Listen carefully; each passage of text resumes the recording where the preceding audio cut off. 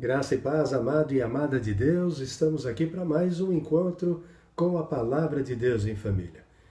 Para nós meditarmos, refletirmos sobre a palavra do nosso amado Deus e Pai. Embora a Bíblia seja a palavra inspirada de Deus, inspirada por Deus, ela precisa ser revelada ao nosso coração. E quem faz isso é o Espírito Santo. Amados, eu quero compartilhar hoje com vocês, porque essa palavra tem falado muito ao meu coração, ouvindo algumas pessoas, conversando com algumas pessoas. Não sei nem que título dar a ela hoje, mas eu diria que é fundamental para a nossa vida com Deus. Nós já ouvimos alguns ditados, comuns. O peixe morre pela boca, né? Esse ditado está falando que a pessoa ela vai, vamos supor, mentir e como ela fala, uma hora a mentira cai por terra, ela se contradiz e aí então ela é pega naquela mentira. Por isso o peixe morreu pela boca, né? Ou se enforcar com a própria corda, que está falando mais ou menos das mesmas coisas. Da mesma forma, amados, por nossa boca, nós podemos ser condenados por Deus, ou nós podemos ser redimidos, perdoados e salvos por Deus. Então, a nossa boca, a nossa língua, ela tem esse poder. E por isso eu quero compartilhar então com vocês alguns textos. Mas o texto base está na carta de Tiago, no capítulo 3. Vamos ler juntos? E aí eu vou fazendo comentários. A palavra diz assim, tá aqui embaixo no descritivo do vídeo, tá? Se vocês quiserem acompanhar na mesma versão que eu. Se não, podem acompanhar na Bíblia de vocês. Talvez esteja utilizando palavras diferentes, mas com o mesmo significado. Tiago 3, capítulo 1 diz assim: Meus irmãos, não sejam muitos de vocês mestres, sabendo que seremos julgados com mais rigor. Amados, é natural que quanto mais nós aprendemos de Deus, quanto mais Deus se revela a nós, mais Ele nos cobra. Isso é óbvio, né? A quem muito foi dado, muito será cobrado. Então, isso não significa um desencorajamento a conhecermos a Deus. Até porque isso é um dom. É um dom que Deus distribui na igreja entre os que hão de ser salvos e que precisa ser usado. Então, o se tornar mestre não é muito por vontade humana, mas muito mais por graça, por dom de Deus, por um presente que Deus dá, segundo a sua vontade, para aquela pessoa, para a edificação da igreja. Isso tanto é verdade que eu conheço pessoas extremamente inteligentes, com uma memória tremenda, que fala de muitos assuntos e capta as coisas com uma facilidade tão grande, mas não capta as coisas de Deus, não tem a revelação de Deus, e tem dificuldade de entender a sua obra, né, e tudo aquilo que ele espera de nós e tudo mais. Então ele acaba se tornando aí um mestre de coisas humanas, de coisas naturais, mas um aprendiz, um eterno aprendiz das coisas de Deus. Então, são coisas que Deus vai fazendo na sua igreja, por isso são vários membros, né? Nem todo mundo é pastor, nem todo mundo é diácono, nem todo mundo é líder do Ministério de Música ou membro do Ministério de Música. nem todos têm o dom de orar, o dom da fé. Então, cada um, Deus acaba distribuindo dons para que a igreja esteja completa. E é importante que a gente entenda que não existe ninguém melhor do que o outro. Então, se nós pensarmos, aquele que recebeu o dom do serviço e que tem um prazer de ir para limpar a igreja, para deixar as coisas em ordem e tudo mais, não é menos importante do que o pastor da igreja. Ambos são servos de Deus. A diferença é que um vai ser mais cobrado do que o outro, porque recebeu mais conhecimento, recebeu mais revelação para alimentar o corpo de Cristo no devido tempo. Entendem? E continuando o verso 2, porque todos tropeçamos em muitas coisas. Veja, todos tropeçamos em muitas coisas, não é poucas não. Todos nós vamos tropeçar, amados. Se alguém não tropeça no falar, é um indivíduo perfeito, capaz de refrear também todo o corpo. Olha só o que o Tiago está dizendo, que todos nós tropeçamos em muitas coisas, mas se alguém não tropeça no falar, ele é capaz de dominar o corpo todo. Porque o falar é o mais difícil. Se você consegue dominar aquilo que é mais difícil, o resto é fácil. Verso 3. Ora, se colocamos um freio na boca dos cavalos para que nos obedeçam, também lhes dirigimos o corpo inteiro. Não é verdade? A gente coloca o cabresto no cavalo e aí a gente consegue guiar o cavalo para onde a gente quer. Na direção, na velocidade, freando e assim por diante. Verso 4. Observe igualmente os navios, que sendo tão grandes e impelidos por fortes ventos, são dirigidos por um pequeníssimo leme e levados para onde o piloto quer. É a mesma coisa, um navio gigante, você coloca um leme ali na mão do piloto e ele consegue guiar esse navio por lugares seguros, na direção que ele quer e assim por diante.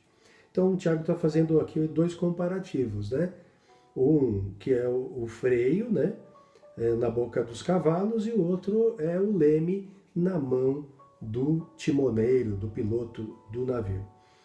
E agora ele vai dizer, no verso 5, assim também a língua, pequeno órgão, se gaba de grandes coisas. Vejam como uma fagulha incendeia uma grande floresta. Ora, a língua é fogo, é um fogo. Veja, uma faísca incendeia uma grande floresta. E a língua também é um fogo. É um mundo de maldade. A língua está situada entre os membros do nosso corpo e contamina o corpo inteiro.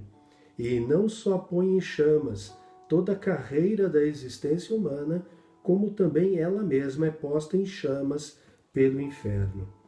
Amados, está vendo? Aonde principalmente o diabo atua nos filhos da desobediência, ele usa a língua. A língua, ela é posta em chamas pelo inferno. Ela tem um poder, amados, de dar vida e de promover a morte. Veja que interessante que Tiago está dizendo aqui, que ela está situada entre os membros do nosso corpo e contamina o corpo inteiro. Veja, ela é capaz de contaminar o corpo todo. Por que ele está dizendo isso? Porque Jesus, uma vez, disse assim, que o que contamina o homem não é o que entra, não é o alimento. O que contamina o homem é o que sai da boca. Jesus estava se referindo às palavras. E aí depois ele vai dizer, porque a boca fala do que está cheio o coração. Então veja, quando nós falamos, nós estamos demonstrando ou tornando público aquilo que o nosso coração está cheio. Se nosso coração estiver cheio da palavra de Deus, cheio de salmos, de louvores, as nossas palavras vão transmitir graça aos que ouvem. Mas se nós vivemos, se nós fazemos o contrário do que o salmista fala no Salmo 1, nos primeiros versos, ele vai dizer assim, olha, bem-aventurado aqueles que não andam no conselho dos ímpios, não caminham, né, não andam nos caminhos dos pecadores e não se assentam na roda dos escarnecedores. Antes, ou ao contrário, o seu prazer está na lei de Deus e nela medita de dia e de noite. Então, esse será bem-aventurado. Aqueles que andam no caminho, né, dos pecadores, que seguem o conselho dos ímpios, que estão sempre sentados na roda de escarnecedores, né? Então, aqueles que ficam só falando besteira, criticando autoridades, contando piadas sujas, enfim, bebendo e falando besteira. Enfim, todo esse ambiente vai enchendo o nosso coração de coisas ruins. E quando a gente fala, a nossa boca vai transmitir aquilo que a gente se alimentou, aquilo de que a gente se encheu ao longo do tempo. Mas se ao contrário, o nosso prazer estiver na lei santa de Deus, na palavra dele, nela meditamos de dia e de noite, quando nós abrimos a nossa boca, aquilo que está no nosso coração vem a público e transmite graça aos que ouvem. Então, essa é a importância. Então veja que a língua que amaldiçoa é a língua que abençoa. Continuando aqui, verso 7. Pois toda espécie de animais e de aves, de répteis e de seres marinhos se doma e tem sido domada pelo gênero humano. Mas a língua ninguém é capaz de domar. É mal incontido, cheio de veneno mortal. Amados, olha como é forte o que Tiago está dizendo. E está nos alertando, né? Como é difícil domar a língua. Ela é um mal incontido. Por isso que muitas vezes, na ira, a gente sabe que tem que segurar a boca. Mas a gente não resiste e deixa que a nossa velha natureza tome a frente e fale o que não devia. Mas isso só aconteceu, como eu disse anteriormente, porque o nosso coração está cheio de coisas más. Então é importante que a gente tenha isso muito em mente, né? Continuando aqui, verso 9. Com ela bendizemos o Senhor e Pai, também com ela amaldiçoamos as pessoas criadas à semelhança de Deus. Então percebe, amados, o que adianta se nós glorificamos a Deus com a nossa boca, né? Com a nossa língua, se nós louvamos a Deus, se nós bendizemos o Senhor, se depois nós vamos falar mal do nosso próximo, que foi feito por Deus, à imagem e semelhança dele. Cristo morreu por ele. Morreu por mim, por você, mas morreu por ele, por ela. Enfim, que pode estar aí na mira da maledicência da nossa língua. Então, com isso, nós estamos nos enganando. Porque ninguém pode amar a Deus a quem não vê, se não amar o próximo a quem vê. Isso está lá na primeira carta do apóstolo João. Amados, continuando aqui, verso 10. De uma só boca procede bênção e maldição. Meus irmãos, isso não deveria ser assim. Por acaso pode a fonte jorrar do mesmo lugar água doce e água amarga? Meus irmãos, será que a figueira pode produzir azeitonas ou a videira figos? Assim também uma fonte de água salgada não pode dar água doce. Amados, uma boca que fala bênçãos não pode falar maldições ou produzir maus frutos. Então, se você quiser saber o que está aí no teu coração, preste atenção no que você tem falado. Especialmente nos momentos em que você está passando por situações difíceis. Quando a gente está em paz, está alegre, a situação é favorável, a gente não consegue saber o que tem no coração. Mas quando o momento fica difícil, quando alguém nos provoca, quando alguém pisa no nosso calo, aí é que é provado o nosso coração. Aí é provado o quão próximo de Deus ou distante de Deus nós estamos. Aí é provado qual é a essência ou a natureza que está prevalecendo. Se é a velha natureza que deveria ter morrido com Cristo quando eu criei nele, deveria estar crucificada, ou se é a minha nova natureza, gerado agora em Deus, não mais a vontade do ser humano, da carne, do sangue, mas de Deus, nascido da água e do Espírito. Então, amados, é importante nós termos isso em mente. E de tudo, amados, de tudo que a gente precisa se preocupar em domar em nosso corpo, a língua é a principal. Se você dominar a sua língua, você domina todo o resto. Verso 13. Quem entre vocês é sábio e inteligente? Quem de vocês é sábio e inteligente? Mostre as suas obras em mansidão de sabedoria, mediante a sua boa conduta. Se você acha, amados, que é sábio, se você acha que é sábio e inteligente, então mostre as suas boas obras em mansidão de sabedoria, mediante a sua boa conduta.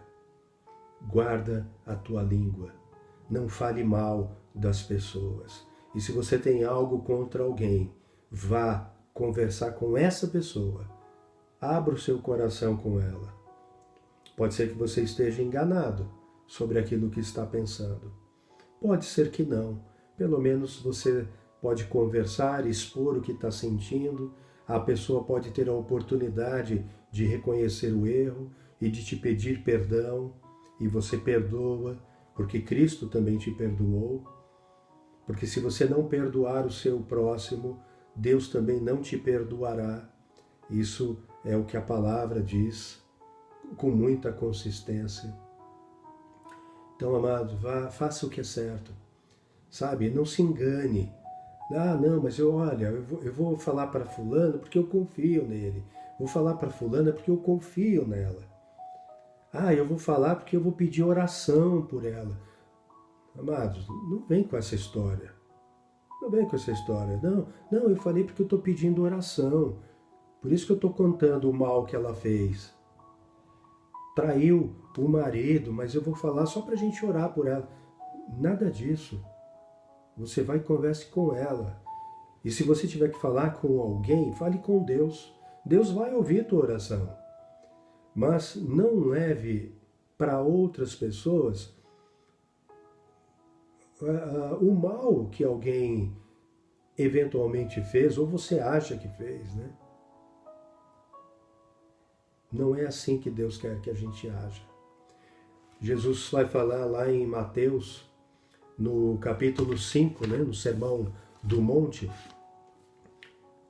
bem-aventurados os pacificadores, porque serão chamados filhos de Deus. Mateus 5, versículo 9. Amados, olha, bem-aventurados. O que é bem-aventurado? É abençoado, felicíssimo.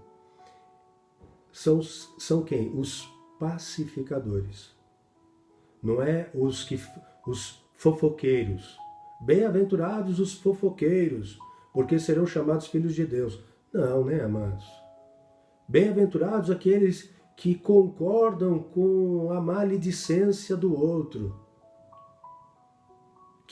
que toma como verdade todo o mal que o outro fala sobre alguém. De jeito nenhum. Se você não viu e alguém está te falando algo, você vai dizer para aquela pessoa o seguinte: será que isso aconteceu mesmo de verdade? Né? Eu não sei, eu nunca vi isso, nunca percebi isso, mas se eu tivesse visto, eu falaria com ela. Por que você não faz o mesmo? Vai, conversa com ela, pode ser que você esteja enganado, pode ser que não, mas vocês se acertam. É melhor você conversar com ela sobre isso. Aí se a pessoa insistir, né, fala assim: ah não, mas eu não quero, não adianta falar com ela. Tá bom, você está me falando então para que eu vá e fale com ela em teu nome? Não, então não entendi. Por que você está falando para mim isso? Se você não aceitou o meu conselho de ir conversar com ela, se você não aceita o meu conselho de ir conversar com ela em seu nome, porque você acha que não adianta falar, então não estou entendendo. Então virou simplesmente aqui uma fofoca. E isso não é uma coisa bacana de se fazer. Amados, tem um ditado que diz que quando Pedro fala de Paulo, eu aprendo mais sobre Pedro do que sobre Paulo. São nomes fictícios, tá, amados? Pode ser qualquer coisa. Se João fala de Maria, eu aprendo mais sobre João do que sobre Maria. O que esse ditado quer dizer? É que aquele que vem fofocar, o A que vem fofocar do B, me mostra muito mais o caráter do A que está fofocando do que do B, que eu não vi acontecer nada daquilo que foi dito. E eu nunca vou levar em consideração algo que alguém me falou de alguém. Muito mais, olha, eu ouvi dizer que... Aí piorou, né? Piorou a situação. Amados, aqui em Mateus mesmo, no mesmo capítulo 5, no verso 43, Jesus diz assim: vocês ouviram o que foi dito: ame o seu próximo e odeie o seu inimigo. Eu, porém, lhes digo: amem os seus inimigos e orem pelos que perseguem vocês, para demonstrarem que são filhos do Pai de vocês que está nos céus. Amados, de quem somos filhos? Se somos filhos do nosso Pai que está nos céus, eu tenho que amar o meu inimigo. E eu tenho que orar por aquele que me persegue. E eu preciso agir como um pacificador, um conciliador. Nunca sendo maledicente, falando mal de alguém, nunca fazendo isso. Lá em Provérbios, no capítulo 6, nós temos aqui 7 coisas que Deus odeia. A partir do Provérbios 6, versículo 16, até o 19. 6 coisas que Deus odeia e uma 7ª que ele detesta. Então são 7 coisas que Deus odeia. E dessas, 3 têm a ver com a língua, com a boca. Olha só, 6 coisas o Senhor Deus odeia e uma 7ª sua alma detesta: olhos cheios de orgulho, língua mentirosa, mãos que derramam sangue inocente, coração que faz planos perversos, pés que se apressam a fazer o mal, testemunha falsa que profere mentiras e o que semeia discórdia entre irmãos. Então veja, a língua mentirosa, a falsa testemunha que fala mentira contra o próximo e o que semeia a discórdia entre irmãos. Amados, se eu falo mal de alguém, de uma pessoa para alguém, o que eu estou fazendo com esse alguém? Eu estou trazendo esse alguém para o meu lado para enxergar o mal naquela outra pessoa. Às vezes a pessoa nem tinha assim, nada contra aquela pessoa, não tinha. Mas aí eu vou e falo um monte de coisa para ela, encho o coração dela de raiva, de ódio, de mágoa, de uma pessoa que ela não sentia nada anteriormente, nada de mal. Então percebe como a língua ela é colocada em chamas pelo inferno, amados. Como ela é usada pelo inferno, pelo mal, pelo diabo, para promover a discórdia. E veja, aqui a alma de Deus detesta é pior do que o odiar, pelo que dá para entender, né? 6 coisas o Senhor Deus odeia e 1/7 a sua alma detesta. Então, dá uma sensação aqui de que a 7ª é a pior delas. E essa pior é isso, é o que semeia a discórdia entre irmãos. Continuando aqui, amados. Estamos aqui em Tiago, capítulo 3, né? Verso 14. Se pelo contrário vocês têm em seu coração... O que é o contrário, né? Vamos ler o 13 para lembrar. Quem entre vocês é sábio e inteligente, mostre as suas obras em mansidão de sabedoria, mediante a sua boa conduta. Se pelo contrário, ou seja, má conduta, né? Como má conduta. Né? Se pelo contrário, vocês têm em seu coração inveja amargurada e sentimento de rivalidade, não se gloriem disso, nem mintam contra a verdade. Nem mintam contra a verdade. Esta não é a sabedoria que desce lá do alto. Pelo contrário, é terrena, animal e demoníaca. Amados, se vocês não concordam com a palavra de Deus, porque acham que na sabedoria de vocês estão certos, Tiago está aqui alertando.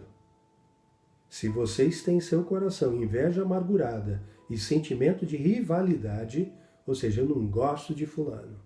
E como eu não gosto dele, eu vou começar a disseminar aqui a maldade, né? Falar mal daquela pessoa, daquele irmão, daquela irmã. E vou trazer pessoas para se juntarem a mim contra ela, ou contra ele. E isso, amados, isso é inveja no coração. Inveja, uma inveja que causa uma amargura no coração. Inveja do quê? Não sei. Inveja porque, de alguma forma, a gente acha, né, ou vocês acham, que ela está se destacando em alguma coisa, quando na verdade a gente deveria ficar feliz. Porque a gente acha que ela está fazendo algo de destaque para aparecer. Ela está fazendo isso para aparecer. Amados, como a gente pode julgar isso? O único que pode julgar isso é Deus.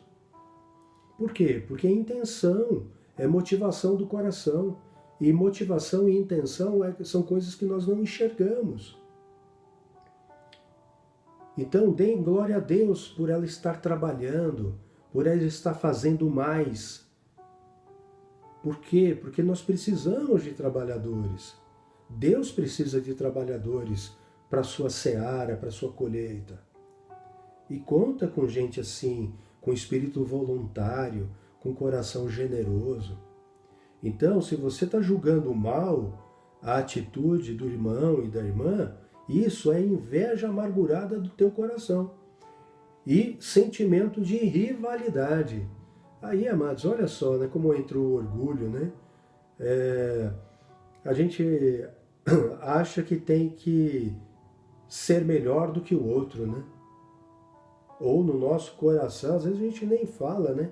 Mas pode passar no coração da gente, somos seres humanos, né? Assim, nossa, eu preciso fazer mais e melhor, por causa daquela pessoa que está fazendo isso. E aí eu viro rival, eu começo a concorrer com aquela pessoa dentro da igreja, do corpo de Cristo.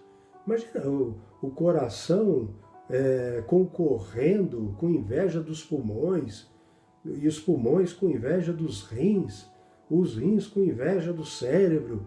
Imagina o corpo todo com rivalidade, que conflito absurdo.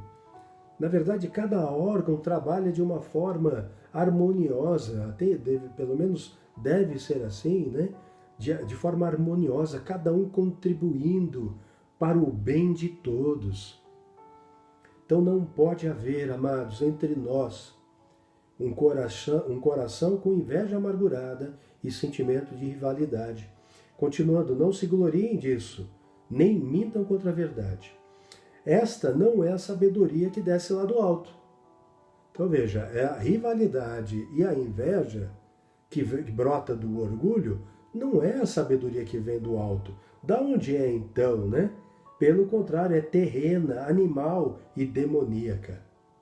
Tiago é incisivo, ele é duro nas palavras.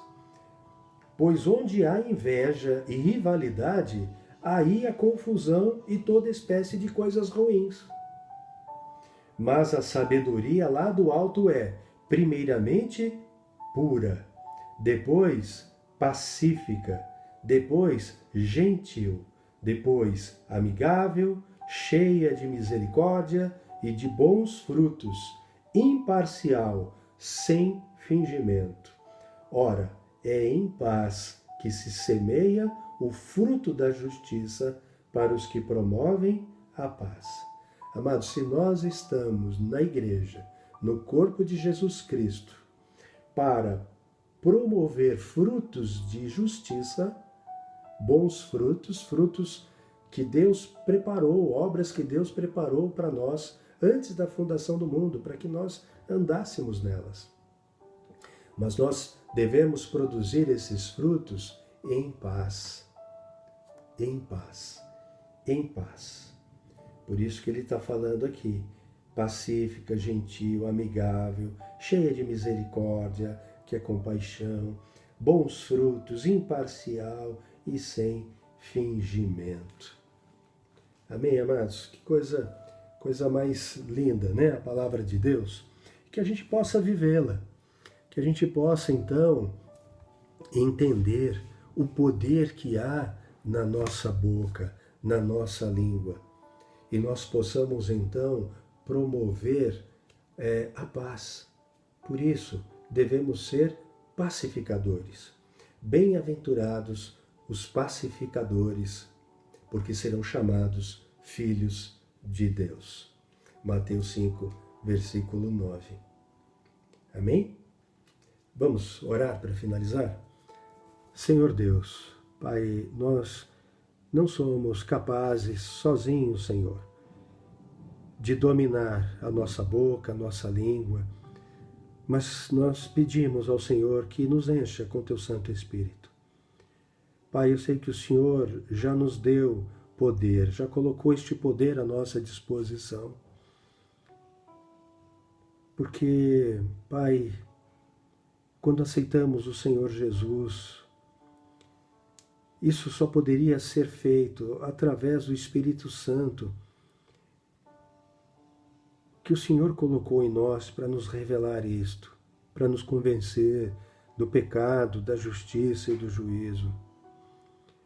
Pai, então lembra-nos, ó Senhor, antes que nós erremos por mau hábito, Senhor Deus.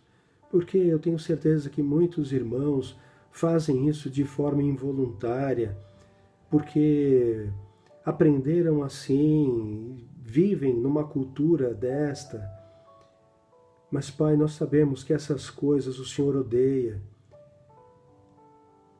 que isso contamina o nosso ser, Pai. Contamina todo o nosso corpo. Pai, que nós tenhamos desejo pela Tua palavra, pela Tua santa lei, e que possamos meditar nela dia e noite, Senhor. Que nós possamos nos encher cada vez mais da Tua palavra.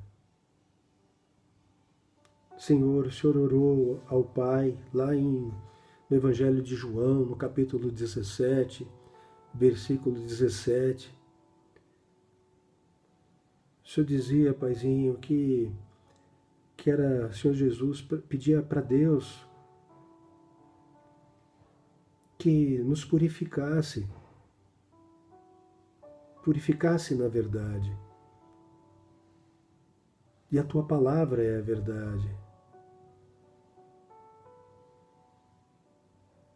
Pai, então limpa-nos, Senhor. Limpa o nosso coração. Na medida em que nós vamos lendo a Bíblia Sagrada, o Senhor pode ir ministrando no nosso coração o teu Santo Espírito, ó Deus. Ajuda-nos, Pai. Queremos ser transformados por ela.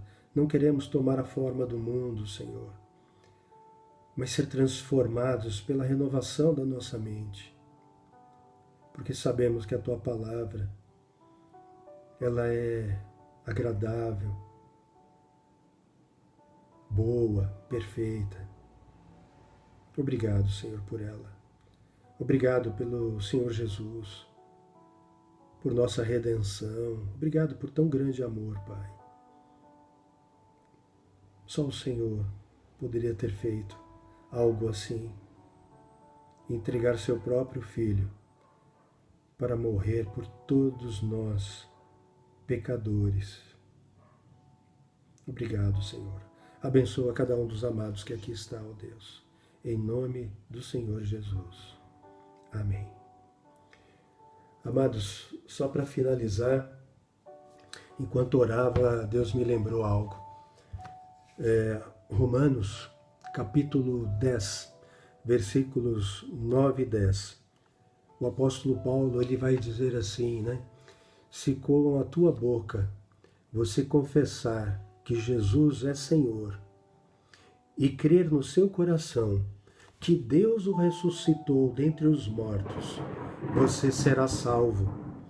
Porque com a boca se confessa para a justiça e com o coração se crê para a salvação. Amados, olha, percebe a importância da boca? A boca que pode nos levar, a língua que pode nos levar à morte, ela tem o poder de nos levar à vida. Se com a tua boca você confessar publicamente que Jesus é o Senhor da tua vida e você creres no teu coração que Deus o ressuscitou, e esse poder que ressuscitou a Jesus Cristo está à disposição para a tua conversão. Você está no caminho e converte, caminho do mundo, e se converte ao caminho de Deus. Cuida da sua língua. Eu vou cuidar da minha. Em nome de Jesus. Amo vocês, uma ótima semana e até a próxima segunda, se o Senhor permitir.